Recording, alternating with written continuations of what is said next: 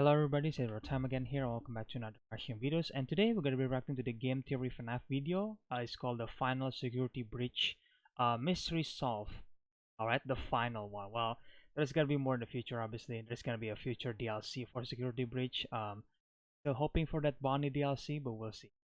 And I'm curious to see what Matpat theory was this time, because I honestly can't really keep up with the theory because the FNAF theory just been super overblown at this point, so it's jumping multiple shark already. So just here to see what Matpat has to say. So without further ado, is to start the video, shall we? At this point, we've solved every lingering mystery from Security Breach. We looked at this thing from top to bottom. Glamrock Freddy, Golden Freddy, the missing Bonnie, the infuriating Patient 46. We connected every detail. We called every child a robot. And that's where I was happy to leave it. FNAF dead and buried once more. Except for that time I talked about the potential real-life ARG, but we're just gonna ignore that ever happened. But now, it's reborn yet again, risen from the ashes. With the drop of a brand new DLC teaser a month ago, and the start of a brand new book series literally this week, FNAF is back. Which means it's time I dive back in and cover the one thing that I was too scared to talk about when I was doing theories earlier this year. It's the one topic that very few have spoken about because it's just so darn confusing. I appreciate that probably doesn't narrow it down a whole bunch because let's face it, most of this game's lore feels that way, but this was on a whole separate level. Fred boys and manga girls, it's time to talk about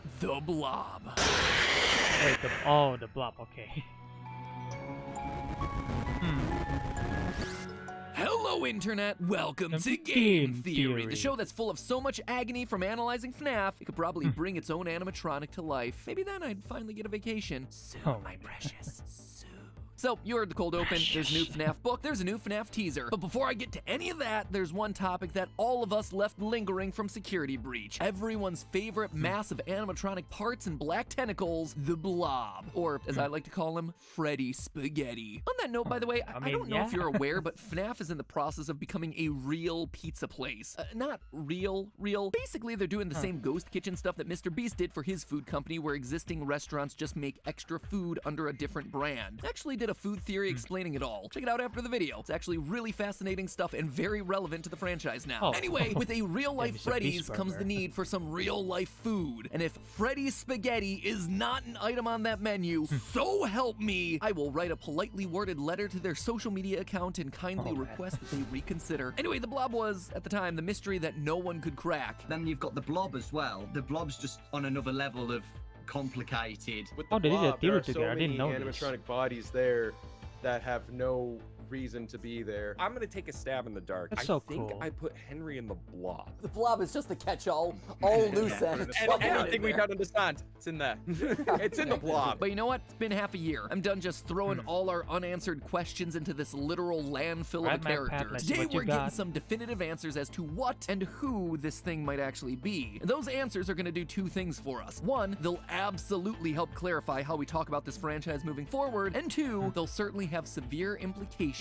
for the Ruin DLC that's coming out early next year. So in the event that you repress this game, and specifically this character in your memory like I did, here's the quickest of reminders. In Security Breach, if you stay past 6 a.m. and defeat all the other animatronics, you're able to descend down into the basement of the Pizzaplex. It's there that you discover the remains of the Fnaf 6 restaurant with a big old hole in the middle. Try to go down that hole on your own, and you're immediately jump scared by the face of Funtime Freddy attached to a big oily tentacle. But hop into Glamrock Freddy and he protects you, saying that his friends are here and that they're angry and confused. Then, during the Afton fight, those same oily tentacles pop in from the vents, trying to capture you, or anyone, to be honest. Burn Afton enough times and you get the final cutscene where the Blob returns to drag Afton off into the ceiling to keep him in cold storage until the next game. And because this is one of only a handful of animated cutscenes in Security Breach, everyone assumes that this is the true canon ending of the game. So figuring out what this thing is meant to be must be pretty darn important, right? So I guess it's time for me to stop stalling and start theorizing. The best place to start is to understand what exactly this thing's made out of. Because really, it's a who's who of FNAF history. Obviously, we see Funtime Freddy as its main face. As you're descending down through the hole, though, you can definitely make out FNAF 1's Chica. The shape of the head and the torso are a dead giveaway here. Peeking out is also FNAF 1's Bonnie. Notice the coloring of it and the lack of rosy cheeks. We also have a few random arms and legs popping out. These all match the style of FNAF 1 animatronics. Notice the 3 toes on the feet and the 3 fingers and thumb with no joints on the fingers of the hands. hands. After And a long that's time. about all that you can make out from just looking at this thing in the game. But if you extract the in-game model and look at all the other sides, you find that there's a lot more hidden here. Mangle is hanging out directly opposite Freddy's face, and if you look closely, you can also find its rib cage, arm, and 2 of its feet hanging out elsewhere. Low on one side of the blob is the puppet's mask, except it's missing one major detail. The iconic tears are gone. That is a huge clue that we're gonna need to address. And finally, we have Circus Baby's mask, the only one of the animatronics to not have her eyes lit up. Again, that is a huge detail that has to be important to this thing in some way. Baby's arm is also hanging around inside this thing. We know it's definitely Baby's and not Funtime Freddy's because Baby's hands have rounded silver tips on the fingers, just like we see here. Like I said, it is a real mishmash of animatronics. It's almost like Steel Wool wanted a one-stop shop for FNAF's greatest hits. And weird details like Baby's eyes being extinguished and the puppet's missing tears feel like the game trying to tell us something, but what? Well, after identifying each and every arm and leg sticking out of this thing, there was still one animatronic in the spaghetti that really got my Matpat tingle going. This guy right here. Hidden away at the very bottom of the mess is a naked endoskeleton consisting of a single animatronic head, 2 arms, and a missing eye, with a body position that looks like it's desperately trying to pull itself out. His position right at the bottom also felt like he was intentionally hidden, the kind of thing that you would overlook a few times, but clearly he's meant to be important. He's the only animatronic in this mess that's missing an eye, but his other eye is illuminated, which immediately puts him on the same level as the more iconic characters that we see absorbed into this bizarre amalgamation. So, who is it?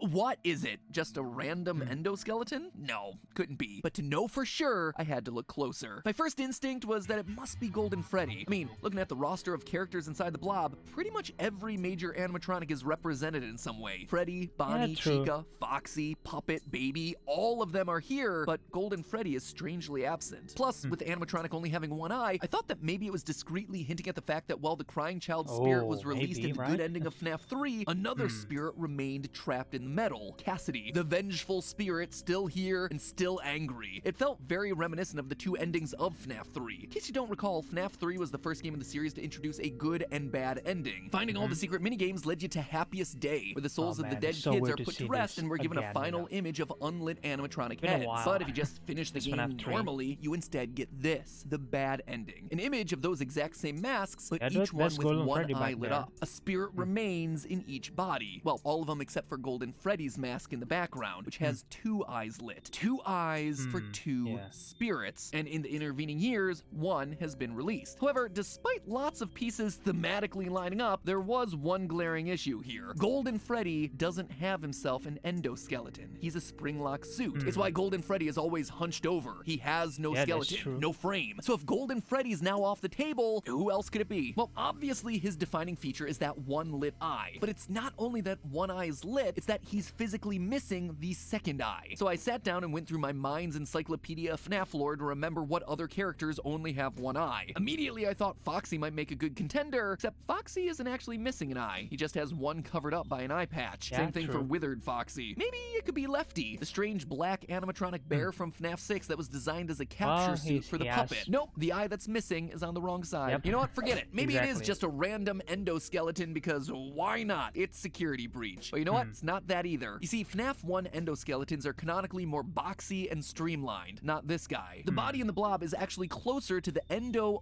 02 models that we see used in FNAF 2. Those have thin spring-like coils around their main skeleton. But even then, what we see in the blob is different. Notice the thick round discs that are directly connected to the skeletal structure. You don't see that in Endo 02s. It's almost like these things' arms are actually its legs. But that doesn't really make a whole lot of sense, or does it? Because there is one animatronic that actually has hands connecting to leg joints. One with an Endo 02 head that's missing its right eye. One with wires hanging out the side and with 4 rounded fingers at the end of each hand. It is the Mangle. Just, you know, it's Mangle's other head. That weird guy is just kind of hanging out over there on the body. It is a direct match. Okay, gotta be honest with you. I was excited to identify this mystery animatronic, but also, yeah, disappointed. This weird animatronic that's trying to pull itself out of the bottom of the blob feels like it should mean something special, but Mangle being the answer just feels empty. Like, we already know Mangle's in this thing. The head is very obvious on the body. So, like so much else inside of this game, it was a mystery that led to a dead end. But hey, now that we have the complete and definitive roster of who's inside this thing, we can actually start to figure out why they're inside this thing. Because these are some weird picks. When last we left everyone, we had Molten Freddy and Scrap Baby. So why do we now have older versions of these animatronics inside the Blob? Also, how do we suddenly have FNAF 1 and 2 era animatronics mixed in when none of these older models were a part of FNAF 6's fire? Can someone please just use anything other than fire to kill these things? If at first you don't succeed, try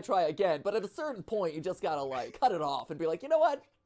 Maybe there's something else. Silver bullet, steak in the heart, garlic, just literally anything. Honestly, this was the main reason Yeah, I didn't want to that's cover the true. Blob. Just felt like It's one been big done so many continuity times. error. But now that I've come to the end of my sanity trying to determine what animatronic a finger belongs to, I think an answer has presented itself to me through the darkness. And you know what? I was wrong. Dead wrong. So the opening Okay. area of Security Breach is Rockstar Row, and it's full of memorabilia from the past pizzerias. You got stuff like OG Foxy's torso and jaw placed inside of display cases. There's Oh, also yeah. Bonnie's guitar, Freddy's bow tie, Chica's cupcake, even random stuff like Chica's feet or animatronic leg pieces. But it's not the items that are there that are interesting, it's the ones that are missing. If you look closely at these display cases, the majority of them have at least one missing item with a small description plaque in front of the empty space. Unfortunately, we can't see what exactly is on the plaques, but if torsos and feet are being displayed, then it isn't too hard to imagine that these could have been the heads, masks, arms, items that have been collected and added to the Blob. In fact, that would explain why it's Circus Baby and Funtime Freddy heads inside of the Blob instead of Scrap Baby and Molten Freddy. It's not a continuity error like all of us assumed, it's just a really obscure lore point. Remember that FNAF sister location ended But with all the why though, animatronics right? teamed up to form Ennard, a literal tangle of wires and eyeballs, and that was pretty much it. But once Ennard was puked up and Baby got voted out of the team, that tangle of wires needed shape and form. This in turn gave rise to Scrap Baby and Molten Freddy, creatures created from literal trash, not official versions of the characters, for as much as they might look like the original characters. As far as Fazbear Entertainment memorabilia is concerned, the Circus Baby mask and Funtime Freddy head, they're the latest versions of those characters. They're put on display for fans of the series to see, parts that this tangle of black goo could steal from the displays and absorb into its own being. Same with the OG suits and Mangle Body. Scrap Baby and Molten Freddy, meanwhile, they're unofficial characters. They were never created by Fazbear Entertainment or displayed inside of a pizzeria. In short, I'm sorry, Steel Wool. I'm not sorry about a lot of the things I've said about some of the lore decisions in this game, but in this individual case, I'm sorry that I assumed that this was just a sloppy continuity error when in actuality, it was a lot more thoughtful than I could have ever expected. We just didn't give you enough benefit of the doubt here. So, like an overeager Funko Pop collector, there's a tangle of black wires lurking in the Pizzaplex hunting for souvenirs from the franchise. And believe it or not, this actually lines up with a random detail from the story New Kid in the third Fazbear Frights book. Man. As a group of kids are exploring an abandoned Freddy's restaurant, we get this line, quote, "While they were in the bathroom, Devin was pretty sure he heard something slithering through the walls. He didn't say anything. From the way the other boys' faces paled, he knew they heard it too." That is the line, and it never pays off. Not in this story, not in this book, not in the entire book series. The whole story actually winds up being a Golden Freddy story, strangely enough, but it leaves Chekhov's tentacle monster just sitting there in the walls waiting to be used, probably because it was meant to pay off in Security Breach, a game that was originally meant to release closer to that story's publication, but the repeated delays in Security Breach threw all of that synergistic programming off. Alright, so we know why it physically looks the way it does, but really, what are these tentacles? Well, that's where the puppet mask Missing Tears comes in. I think we're all familiar with this thing's story, right? In the aftermath of kids getting killed at Freddy's restaurants, the creator Henry institutes a security program in the form of the puppet. In FNAF 6, we literally see this thing called Security Puppet. Sadly, Henry's daughter Charlie is killed outside of the confines of the restaurant. The puppet finds her too late and lies down beside her in the rain, and the two become one. And in FNAF 6, the last official time that we see this character, it comes complete with tears in its eyes. In fact, in every iteration of the character, the puppet mask has tears. Or should I say almost every iteration?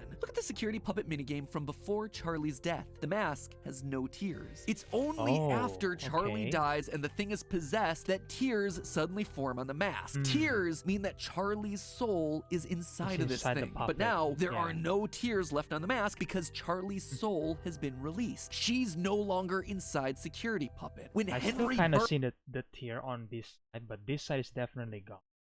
I don't know. We'll see. Everything at the end of FNAF 6, it worked. Kinda. It freed all the souls that were trapped inside of the metal. This coincides with what we see on the blueprints for Remnant. Overheating might neutralize the effects permanently. However, it didn't work all the way. There's one thing that Henry's fire didn't account for. Something that it didn't purge: agony. You see, Remnant's soul metal might be the focus of the games, but it isn't the only powerful force that drives this franchise forward. The other is actually found within the pages of the Fazbear Frights books: agony. Now, it's important to distinguish the difference between agony and remnant. I've seen a lot of places using the terms interchangeably, but in Fazbear Frights, they're explained to be distinctly different. Remnant is all about the soul. When an animatronic becomes possessed, that spirit literally becomes attached to the metal. That metal can then be melted down into a substance that Fazbear Frights describes as a boiling liquid mercury, aka remnant. If you inject that metal into other animatronics, it suddenly brings them to life using the power of the original souls. Compare that to agony. In the books, agony is studied by Dr. Phineas Taggart. He states that agony, quote, has a greater energetic radius and power than any other emotion. I've done numerous experiments to measure, capture, contain, and study the leftover emotion embedded into objects that were near a tragedy. The book even goes so far to explain that the items Phineas has collected weren't possessed by ghosts or spirits, but instead were energized by agony. So when someone feels agony, it doesn't just stay with them, it can infect inanimate objects around them and linger there. In other words, while those original animatronics no longer have spirits powering them, the agony they felt while being murdered remains attached to the suits. That's why the Blob's interested in collecting the suits. It's not collecting spirits, it's collecting agony. By combining them, it becomes more powerful. All the pain and suffering of the children from over the years brought together to create one giant monster. That's why the eyes are glowing red for all the animatronics and endoskeletons. It's also why the puppet and baby aren't glowing. The puppet has been put to rest by her father. She's no longer tormented. My daughter,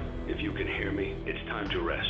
For you and for those I remember when we see this, I thought that this is baby, like the end well, of FNAF. yeah, she is certainly angry. But nope. She is jealous, but she's also eager to please her father even after death. Now we can do what we were created to do and be complete. I will make you proud, Daddy. She embraces the monster that she's become. She's not filled with agony, but everyone else? Absolutely. Even in that finale speech, we hear Henry say it. This place will not be remembered, and the memory of everything that started this can finally begin to fade away, as the agony of every tragedy should. Agony! Woo, woo, he did it! He said the word! He said the word. There you have it, He friends. said it. Over half a year after the game's release, we finally solved the last mystery of Security Breach. The Blob isn't a giant continuity breaker, it's just a very cleverly composed amalgamation of animatronic parts slithering through the walls looking to accumulate agony, the tortured emotions coming from all the old animatronics on display throughout the Pizzaplex. And now that we've solved it, not convinced that we've seen the last of it. Despite the fact that the Afton ending's only worth 2 stars, when the highest is 3, the DLC poster does seem to indicate that the story is going to follow this particular ending. Notice the melted parts of Chica's face, the ruined Pizzaplex, which directly follows the building collapse and Afton's ending. But look a little closer. There are mysterious red eyes up in the top left, as well as some suspicious looking cables down in the bottom right. Even if the Blob did finally kill Afton during the ending, the agony would still remain. It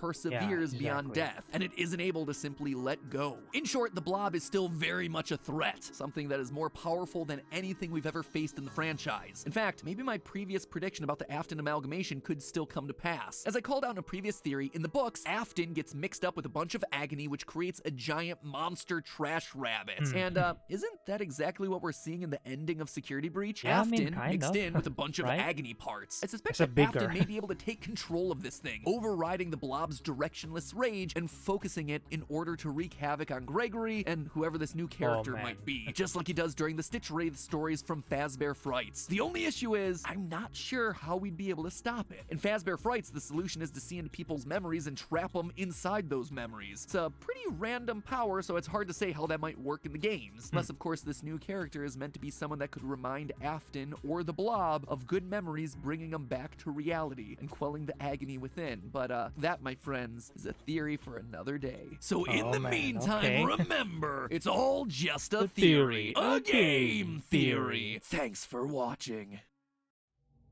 And that was it for the game theory, the FNAF Security Breach theory. Like I said, there's just so many things that's happening on FNAF at this point that I just I just give up at this point. I give it to Matpat, obviously, because Matpat has been doing this for such a long time, you know. there is agony spirits and all that kind of stuff, which I kind of remember. There's a fast goo or something like that in the book, like, and there's a fish with Bonnie head or something like that. Like, FNAF is definitely jumping the shark already, and is gonna continue to jumping the shark for so many times, and it's just like, yeah, I I try to keep up obviously, but I guess I'm not again doing many theories as before. You know, I feel the theory back in the day was really fun to do, but now it's just like super cheesy, super jumping the shark, and it kind of turn off so many people. You know, and for me myself, again, I want to know what's happening. Obviously, just try to keep up with the FNAF fandom, I guess you could say that. But the theory itself is never really that fun anymore because like now it's getting really ridiculous in my opinion. I kind of give it a pass back in the day, but now just like, yeah, it's getting really ridiculous. But I'm here for it. Let's see what happens. As long as the game is fun, you know, then I won't ask for more, you know. And I'm definitely waiting for the Ruin DLC. Matpat is gonna make more theories in the meantime, and then obviously he's gonna make more theory when Ruin DLC finally being released. And yeah, we'll see where it goes. But so far it's just finally been solved. Apparently the Blob is an amalgamation of the agony spirit basically. So maybe Afton will take over that Blob, right? I mean, Matpat does said it, you know, because I'm assuming Afton has so many agony in his spirit, right? So he will probably able to override that. But either way, that was my reaction to the theory right now. Again, we'll see what happened basically. But yeah, let me know in the comment section below, guys. What do you guys think about this Matpat hero right here? Do you guys agree with him or do you guys disagree with him, you know? And if you guys want to watch the original video, then I will leave a link in the description below as always. Make sure you guys check the GameTheory channel. I will leave the channel's link in the description below as always. Make sure you guys subscribe to Matpat and show some support obviously. Yeah, if you guys enjoy my reaction video, then leave a like, comment, subscribe, share the videos, ring the notification bell, and all that kind of stuff. And yeah, stay tuned for the next video, guys, whatever that video might be. And I really hope you guys enjoy this reaction video, and I will see you guys in the next one then. Bye!